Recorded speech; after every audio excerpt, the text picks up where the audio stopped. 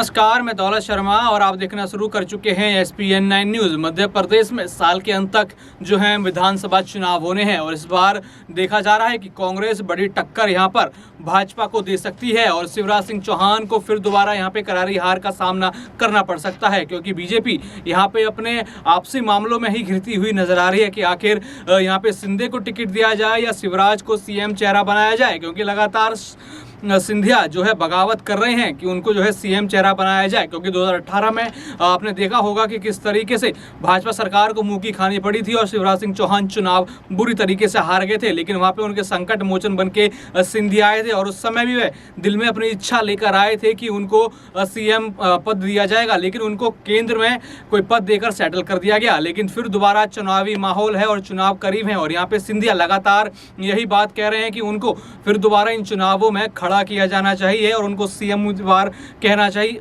CM उम्मीदवार का पद उनको देना चाहिए। और लगातार इसी चीज़ की लड़ाई बीजेपी जो है आपसी कलह झेलती हुई नजर आ रही है चुनाव से पहले, जहां इसका कोई हल दिखाई देता हुआ नजर नहीं आ रहा है। क्योंकि इससे पहले जब सिंधिया कांग्रेस में थे तो वो लगातार बीजेपी पर हमला साधते थे, जिन मोदी जी की तारीफ करते हुए अब वो सिंधिया नहीं रुकते, वही मोदी जी को बुरी तरीके से लताड़ा करते थे, उनके ऊपर निशाने साधते थे और कई नेताओं को लेकर भी उन्होंने बयान दिए थे, जिसको लेकर अभी भी MP के कई बड़े नेता यहां पर भड़के हुए हैं। लेकिन यहां देखा जा रहा है कि कांग्रेस कहीं ना कहीं सुलझती हुई नजर आ रही है। अब उनके दो नेता जो हैं दिग्विजय सिंह और कमलनाथ जो दोनों भी CM की रेस में हैं, लेकिन अब वो साथ में दिखाई दे रहे हैं और साथ में दिखाई दिए हैं शिवराज सिंह चौहान के खिलाफ। और बीजेपी की अब ये दूसरी टेंशन जो है सामने आ गई है, क्योंकि कांग्रेस यहाँ पर एक हो गई है और मध्य प्रदेश में प्रियंका गांधी ने चुनावी आगाज जो है अभी कुछ ही दिनों पहले किया था और वो मध्य प्रदेश में आई थी। उन्होंने अपनी कई सारी रैलियां की थी और साथ ही साथ नर्मदा माँ की पूजा करी, जिससे लोगों का समर्थन उनको मिला। और यहाँ पर कमलनाथ ने एक बड़ा बयान दिया। उन्होंने कहना है टिकट किसको कब कैसे मिलना है वो हमारी चर्चा की बात नहीं है, या फिर हम इस पर जो है कोई लड़ाई नहीं कर सकते। ये जो भी करेगा वो कांग्रेस का आला कमान करेगा और जो वो कहेगा वो बात मान ली जाएगी। यहाँ पे देखा जा रहा था जैसे बीजेपी में सिंधिया शिवराज हो रहे हैं, यहीं कांग्रेस में कमलनाथ वर्सेस दिग्विजय सिंह हो रहे हैं। लेकिन यहाँ पे अब दोनों नेता साथ में आ चुके हैं और शिवराज सिंह के खिलाफ एक बड़ा मोर्चा खोल चुके हैं। आपको बताएंगे कि वो किन मोर्चों के ऊपर जो है शिवराज सिंह को घेरते हुए नजर आ रहे हैं। उज्जैन के महाकाल लोक में भ्रष्टाचार जो है देखा गया था। पिछले दिनों यहाँ पे देखा गया था कि कई सारे सप्तऋषियों की मूर्ति टूट गई थी और बड़ा नुकसान यहाँ पे महाकाल कॉरिडोर को हुआ था, जिसके वाहवाही बीजेपी ने बड़ी लूटी थी।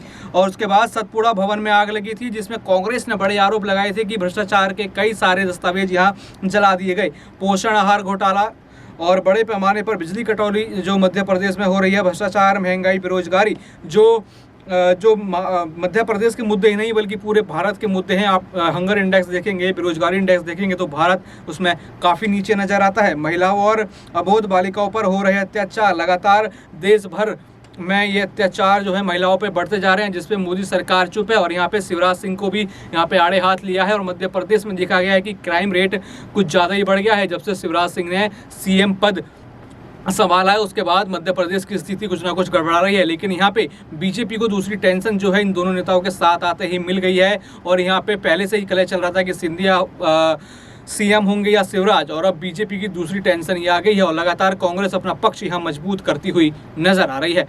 और भी ऐसी खबरें जानने के लिए देखते रहिए SPN9 न्यूज़। धन्यवाद।